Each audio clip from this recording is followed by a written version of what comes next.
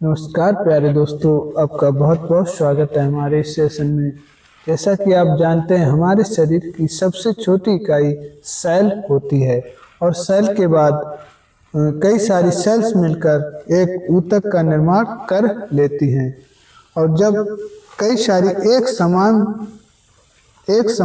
संरचना और एक समान कार्य करने वाली सेल्स इकट्ठी हो जाती हैं तो ऊतक का निर्माण हो जाता है।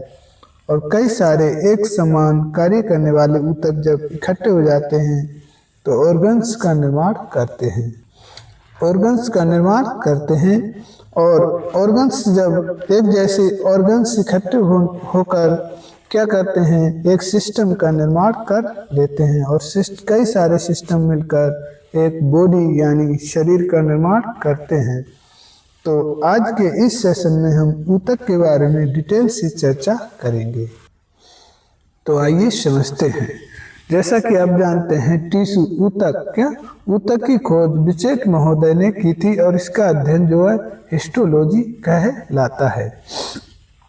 ऊतक क्या है? कोशिकाओं के समान संरचना व समान कार्य करने वाले समूह को ऊतक कहा जाता है। ऊतक 4 प्रकार के होते हैं। इनको याद कर सकते हैं आप MENC से।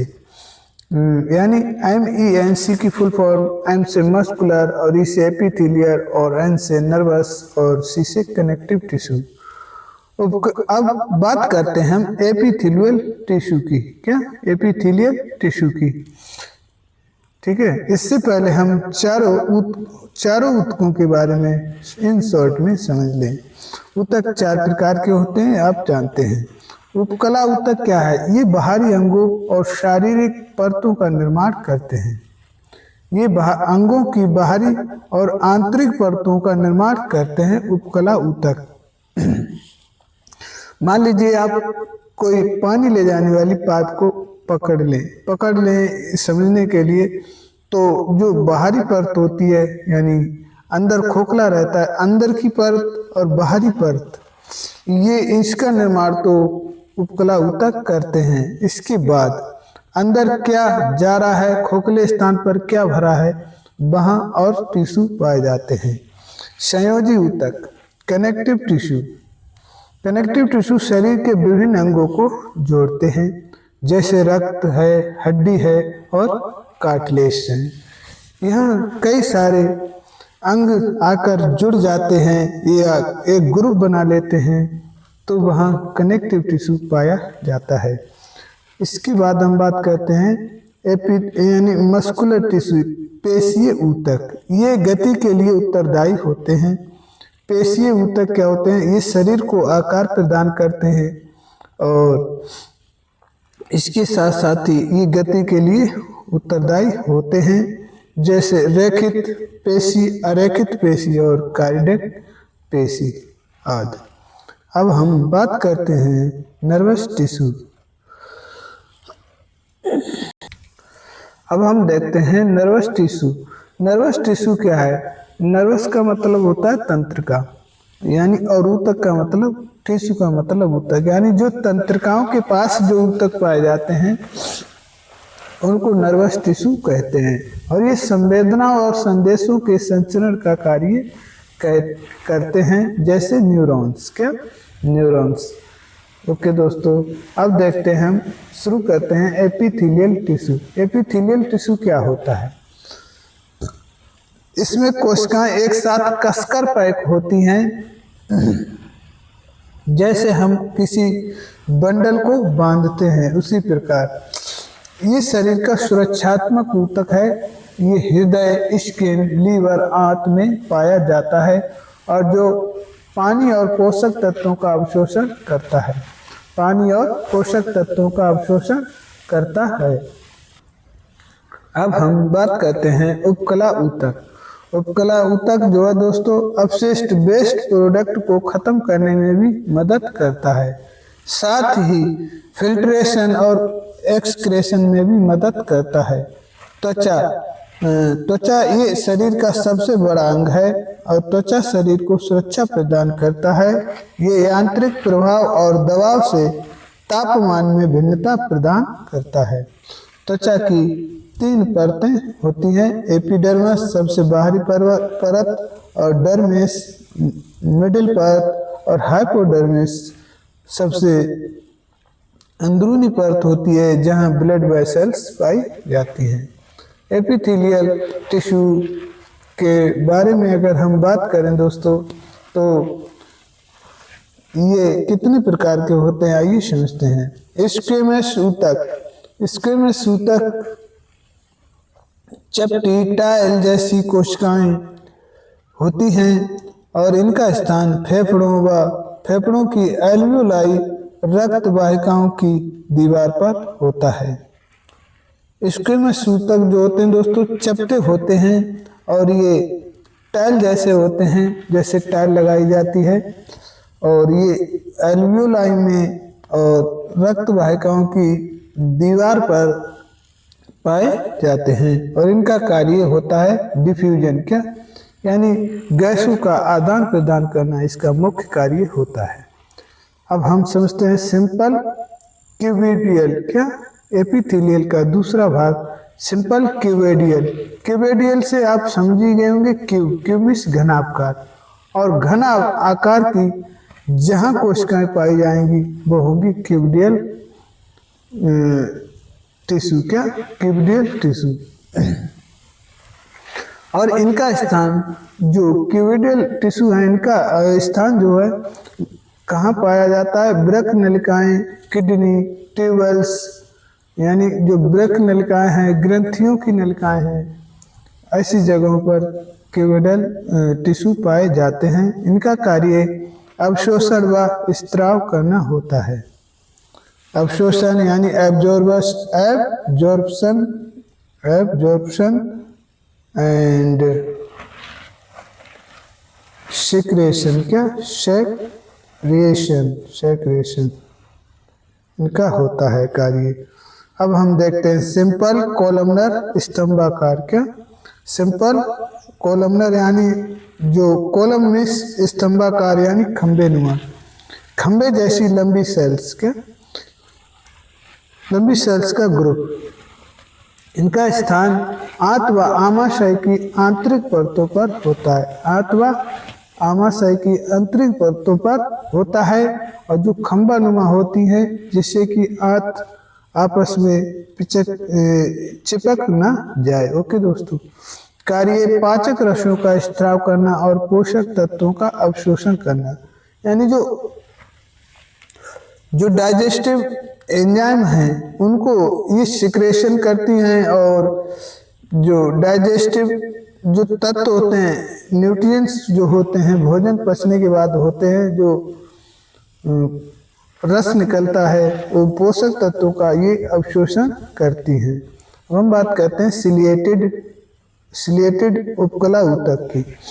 सिलेटेड यानी रोमक, जहाँ रोम जैसे आकृति पाई जाए वहाँ रोमक उपकला ऊतक होते हैं।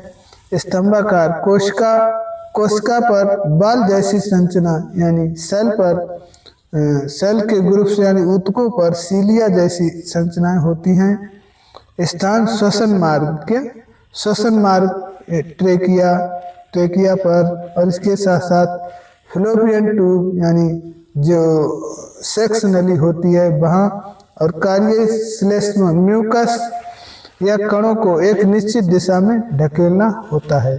अब आप समझ पा रहे होंगे जो हमारी ट्रेकिया होती है वो क्या करती है दोस्तों, श्वसन मार्ग में श्वसन को एक तरफ को ढकेलती है। ऐसे ही फ्लोपियन ट्यूब का कार्य होता है, वो मूत्र को बाहर धकेल देता है, ठीक है। म्यूकस या कणों को निश्चित दिशा में ढकेलना होता है। ओके, अगला हमारा टिश्यू है कंपाउंड यानी स्ट्रैटिफाइड। स्ट्रैटिफाइड ये कई परतों से बना होता है, 2 प्रकार में विभाजित होता है। स्तरीकृत यानी शल्की यानी क्रिटिनाइज्ड और नॉन क्रिटिनाइज्ड। क्रिटिनाइज्ड का मतलब ऐसी जगहों पर जहां सूखी जगहों पर ये स्ट्रैटिफाइड जो है क्रिटिनाइज्ड टाइप का टिश्यू पाया जाता है। त्वचा की बाहरी परत जैसे बाल, नाखून सूखी जगह या सूखी सतह पर होता है। इसका कार्य होता है रगड़ यानी घर्षण और बाहरी सुरक्षा करना, रगड़ को कम करना और घर्षण को कम करना और साथ साथ ही बाहरी सुरक्षा करना। अब नॉन केराटिनाइज जो होता है ये मुंह, ग्रीष्णी, ग्रास नली, योनि जैसी गीली सतहों पर पाया जाता है। देखिए दोस्तों, मुंह, ग्रीष्णी और ग्रास नली, योनि जैसी गीली सतहों पर नॉन केराटिनाइज पाया जाता है। जो जगह हर समय गीली रहती है ऐसे स्थानों पर नॉन केराटिनाइज टिश्यू पाया जाता है। अब हम बात करते हैं कनेक्टिव टिश्यू के बारे में। कनेक्टिव टिश्यू क्या है? संयोजी ऊतक के प्रकार ये दो प्रकार के होते हैं। एक तो होता है लूज कनेक्टिव टिश्यू और एक होता है स्पंजी यानी सघन संयोजी ऊतक। लूज दोस्तों पाए जाते हैं एरियोलर और एडिपोड टिश्यू में, और इसके साथ साथ जो सघन है जो पूरी तरह से एकदम लूज नहीं है यानी पूरी तरह से टाइट करके बने हुए हैं, वो हैं टेंडन और लिगामेंट्स। एरियोलर टिश्यू क्या? एरियोलर टिश्यू जो है दोस्तों ये ऊतक शरीर के व्यापक रूप से फैला हुआ है, ढीला संयोजी ऊतक है। शरीर में व्यापक रूप से फैला हुआ ढीला संयोजी ऊतक है और इसका स्थान जो है त्वचा, मांसपेशियों के नीचे, रक्त वाहिकाओं के चारों ओर पाया जाता है और इसका कार्य होता है अंगों के बीच खाली स्थान को भरना, ऊतकों की मरम्मत करना यानी टिश्यू की मरम्मत करना और ऑर्गन्स को सहारा देना होता है। अब हम बात करते हैं बोन के यानी अस्थि ऊतक के बारे में। बोन क्या है? अस्थि ऊतक फास्फोरस के लवणों से बनी होती है, ऑस्टियोसाइट कोशिकाओं से, ठीक है, ऑस्टियोसाइट कोशिकाओं का बना होता है। जो बोन जो होती है दोस्तों कैल्शियम फास्फोरस के कंपोनेंट से बनी हुई होती है और ऑस्टियोसाइट, इसमें ऑस्टियोसाइट नाम की सेल्स पाई जाती हैं। कार्य शरीर का ढांचा तैयार करना, कोमल अंगों की सुरक्षा और मसल्स को जोड़ने के लिए एक आधार प्रदान करना होता है जहां मसल्स आकर जुड़ सके। अब हम देखते हैं उपास्थि क्या? उपास्थि ऊतक क्या होता है? यानी कार्टिलेज। ये ठोस मैट्रिक्स और कॉन्ड्रोसाइट कोशिका से बने होते हैं। मैट्रिक्स और कॉन्ड्रोसाइट कोशिका से बने हुए होते हैं और हायालिन बोन के चारों तरफ, और ये जो कार्टिलेज हैं दोस्तों 3 प्रकार के पाए जाते हैं। हायालिन बोन के सिरों पर और नीले कलर के होते हैं, इलास्टिक पीले कलर के नाक, कान ऐसी जगहों पर पाए जाते हैं। फाइब्रस यानी सफ़ेद रंग के रीढ़ में और सिर में ऐसी जगहों पर पाए जाते हैं। अब हम बात करते हैं जो कार्टिलेज होते हैं वो कहाँ पाए जाते हैं। नाक की नोक पर, बाहरी कान का पिन्ना, श्वास नली पर और अस्थियों के जोड़ों पर ये कार्टिलेज पाए जाते हैं। अगर हम बात करें इलास्टिक कार्टिलेज की, तो इलास्टिक कार्टिलेज जो है दोस्तों ये हमारे ऐसी जगहों पर पाए जाते हैं, मान लीजिए उस जगह को हम पकड़कर खींचें तो ये क्या करें? तन जाए, तनने के बाद पुनः अवस्था में आ जाते हैं, तनने के बाद पुनः अपनी संरचना को क्या ग्रहण कर लेते हैं। और जो हमारे फाइब्रस होते हैं, तो फाइब्रस आप जॉइंट्स में भी पढ़ते होंगे। जो फाइब्रस जॉइंट्स होते हैं हमारे कहाँ पाए जाते हैं? सिर में और रीढ़ में। तो दोस्तों फाइब्रस कार्टिलेज भी हमारे कहाँ पाए जाएंगे? ये भी सिर में और रीढ़ में ही पाए जाएंगे, सिर और रीढ़ में ही पाए जाएंगे। इसके बाद अगर हम बात करें हायालिन कार्टिलेज, दोस्तों आप जानते हैं हायालिन कार्टिलेज जो है लंबी हड्डियों के सिरों पर पाए जाते हैं। क्या?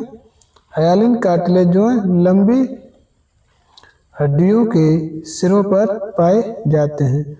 और लंबी हड्डियां हमारे शरीर में कहाँ कहाँ पाई जाती हैं ये भी आप जानते होंगे।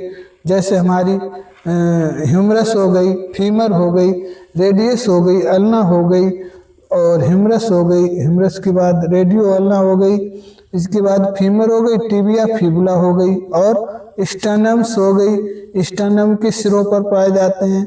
जो हमारी पसलियां होती हैं वो भी हायालिन कार्टिलेज के माध्यम से जुड़ी हुई होती हैं। ठीक है, ये बहुत मजबूत कार्टिलेज होते हैं। ठीक है, लिंगामेंट, अब हम बात करते हैं लिंगामेंट। लिंगामेंट क्या होता है दोस्तों?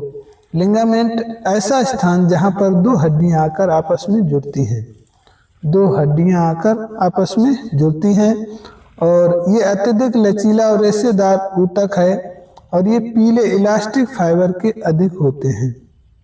ठीक है, लिंगामेंट वो स्थान है जहां दो हड्डियां आकर आपस में जुड़ती हैं, और ये लिंगामेंट के माध्यम से जुड़ी हुई होती हैं, और ये लिंगामेंट जो है ये हायालिन कार्टिलेज का अधिक बना हुआ होता है, जो दोनों बोन्स को आपस में मजबूती के साथ जोड़े रहता है, और उस जोड़ के अंदर दोस्तों साइनोवियल फ्लूइड पाया जाता है, जो फ्रिक्शन को कम करता है और लचकता को प्रदान करता है। इसका कार्य होता है लिंगामेंट का दोस्तों बोन टू बोन को जोड़ना, और ये जोड़ों को स्थिरता प्रदान करता है, यानी उन्हें बिखरने से रोकता है, टूटने से रोकता है। ठीक है, अब देखते हैं टेंडन। टेंडन आप जानते होंगे दोस्तों, यह एक मजबूत लेकिन कम लचीला रेशेदार ऊतक है। इसमें सफेद कोलेजन फाइबर सघन रूप से पाए जाते हैं। अगर आपसे पूछा जाए टेंडन के अंदर कौन से फाइबर होते हैं, तो ये दोस्तों सफेद कोलेजन फाइबर का बना हुआ होता है टेंडन, और इसकी सेल्स जो होती हैं वो कॉन्ड्रीसाइट सेल्स पाई जाती हैं, कॉन्ड्रीसाइट। ठीक है, कोलेजन फाइबर में। ठीक है, कार्य मांसपेशी को अस्थि से जोड़ना। मसल जो है अस्थि के साथ आकर टेंडन के माध्यम से जुड़ जाती है। ये मसल को बल और अस्थि तक पहुंचाता है। देखिए दोस्तों, ये मसल को क्या प्रदान करता है? बल प्रदान करता है, और अस्थि के साथ जोड़ने में मदद करता है। अब हम बात करते हैं ब्लड। ब्लड एक कनेक्टिव टिश्यू है, और यह एकमात्र तरल संयोजी ऊतक है। तरल कनेक्टिव टिश्यू है एकमात्र, इसमें प्लाज्मा द्रव्य और रक्त कणिकाएं। अब कोई बात करे कि ब्लड में क्या क्या पाया जाता है, तो ब्लड में प्लाज्मा द्रव्य और रक्त कणिकाएं यानी आरबीसी, डब्ल्यूबीसी और प्लेटलेट्स होती हैं। आरबीसी, डब्ल्यूबीसी और प्लेटलेट्स होती हैं।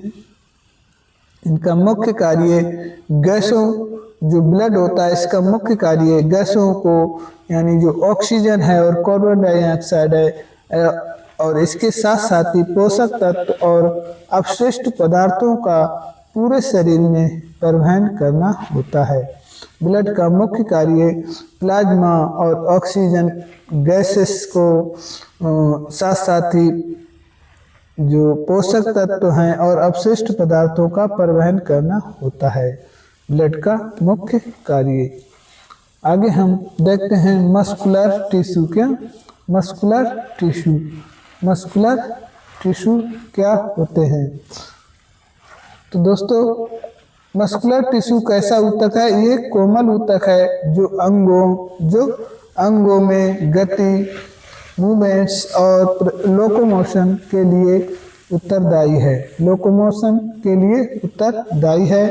इनकी उत्पत्ति मेसोडर्म में होती है। इनकी उत्पत्ति मेसोडर्म में होती है। ये सार्कोलेमा नामक झिल्ली से घिरा होता है। शरीर के अंगों की गति के लिए जिम्मेदार होता है। अब मस्कुलर टिश्यू क्या करता है दोस्तों हमारे अंदर? ये सर्वप्रथम तो अंगों में गति प्रदान करता है और शरीर को आकृति प्रदान करता है। इसके साथ साथ ही शरीर में लोकोमोशन की प्रक्रिया को बनाए रखता है, और इनकी उत्पत्ति मेसोडर्म में होती है। मेसोडर्म में होती है, और इसके साथ साथ ही ये सार्कोलेमा नामक झिल्ली से घिरा होता है। क्या? मस्कुलर टिश्यू, और शरीर के अंगों की गति के लिए जिम्मेदार होता है। शरीर की अंगों की गति के लिए जिम्मेदार होता है। अब हम बात करते हैं मस्कुलर टिश्यू कितने प्रकार के होते हैं। तो मस्कुलर टिश्यू दोस्तों 3 प्रकार के होते हैं, और मांसपेशियां भी हमारी 3 ही प्रकार की होती हैं, उन्हीं को कहते हैं मस्कुलर टिश्यू। ठीक है, सर्वप्रथम देखते हैं मस्कुलर यानी मांसपेशियों के अंदर को मायोलॉजी कहा जाता है और मांसपेशियों के सेल्स को मायोसाइट कहा जाता है। इसके साथ साथ ही मांसपेशियां 3 प्रकार की होती हैं, यानी मस्कुलर टिश्यू 3 प्रकार के होते हैं। सर्वप्रथम वॉलेंट्री, इनवॉलेंट्री और कार्डियक। यानी वॉलेंट्री को मस्कुलर टिश्यू या स्ट्रैपिड टिश्यू भी कहा जाता है और स्मूथ मसल और अनस्ट्रैपिड, इनवॉलेंट्री ये हमारे अनैच्छिक पेशियों के उपनाम होते हैं। इसके साथ साथ ही कार्डियक पेशी जो होती है ये मिक्स्ड पेशी भी होती है। आइए इनके बारे में डिटेल से समझते हैं। मस्कुलर टिश्यू जो है एक स्वैच्छिक पेशी है जो हड्डी के साथ जुड़ी हुई होती है। मस्कुलर टिश्यू मतलब दोस्तों वॉलेंट्री जो मसल्स है वो स्वैच्छिक पेशी है और ये हड्डी के साथ जुड़ी होती है, जो हड्डी के साथ जुड़ी होती है। इनमें संकुचन जो है तेज होता है, लैक्टिक एसिड बनता है, जल्दी थक जाती है। जब दोस्तों संकुचन फास्ट होगा, संकुचन तेज होगा तो दोस्तों लैक्टिक एसिड बनेगा और लैक्टिक एसिड बनेगा तो जल्दी थकना पॉसिबल है। ठीक है, हाथ व पैरों में पाई जाती हैं। इनमें धारीदार पेशी शामिल होती हैं। इसमें संकुचन यानी तन्यता, हाइपरट्रोफी, एट्रोफी मूवमेंट्स होती है। ठीक है, हाइपरट्रोफी वो कंडीशन होती है जब मांसपेशियां एक्सरसाइज करके उनमें उनकी जो है दोस्तों उनकी ग्रोथ में वृद्धि हो जाती है, यानी उनकी वृद्धि जो है हो जाती है। एट्रोफी वो स्थिति होती है जब मांसपेशियां पर्याप्त एक्सरसाइज ना करने से और पर्याप्त पोषण ना मिलने से मांसपेशियों की कमजोर होने की स्थिति को एट्रोफी कहते हैं। अब हम देखते हैं अनस्टैपिड यानी इनवॉलेंट्री मसल्स क्या होती हैं। इनवॉलेंट्री मसल्स यानी अनैच्छिक जो दोस्तों ऊतक है वो दूसरा ऊतक हमारा क्या है अनैच्छिक पेशियों में ऊतक आता है, उसे कहते हैं हम। ये अनैच्छिक पेशी है, धीरे धीरे अनुबंध करती है और कभी थकती नहीं है, धीरे धीरे कार्य करती है और लेकिन थकती नहीं है। इसके साथ साथ ये मूत्राशय, गर्भाशय और पुरुष और महिला के प्रजनन पथ में पाई जाती है और श्वसन पथ पर पाई जाती है। प्रजनन पथ और श्वसन पथ पर पाई जाती है। कौन सी? अनैच्छिक पेशी। ओके दोस्तों, अब हम बात करते हैं कार्डियक पेशी। ये दोनों पेशियों का मिला जुला रूप है, इसीलिए इसे मिक्स्ड पेशी भी कहा जाता है। ये अनैच्छिक पेशी होती है, जल्दी से अनुबंधन करती है, कभी थकती नहीं है, हृदय की दीवार पर पाई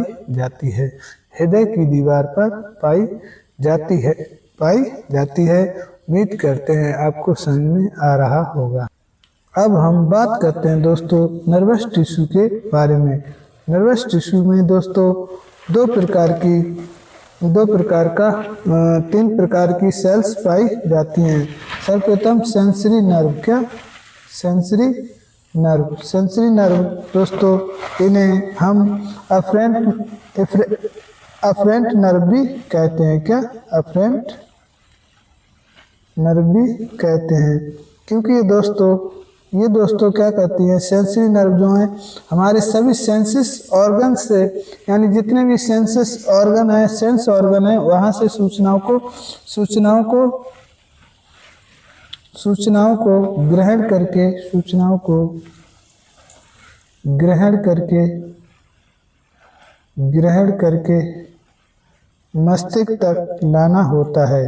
मस्तिष्क तक लाना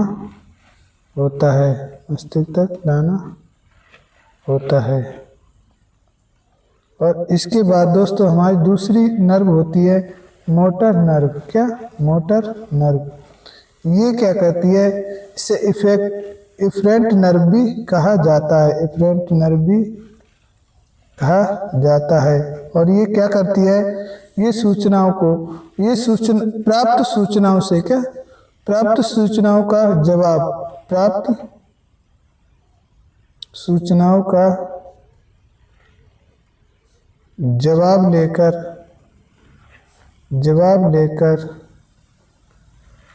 लेकर कहाँ जाती है? सभी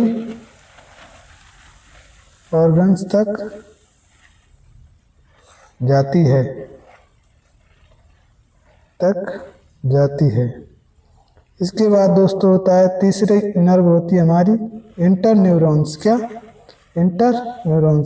इंटरन्यूरॉन्स दोस्तों ये बीच में तालमेल का कार्य करता है। इंटरन्यूरॉन्स ये क्या करता है?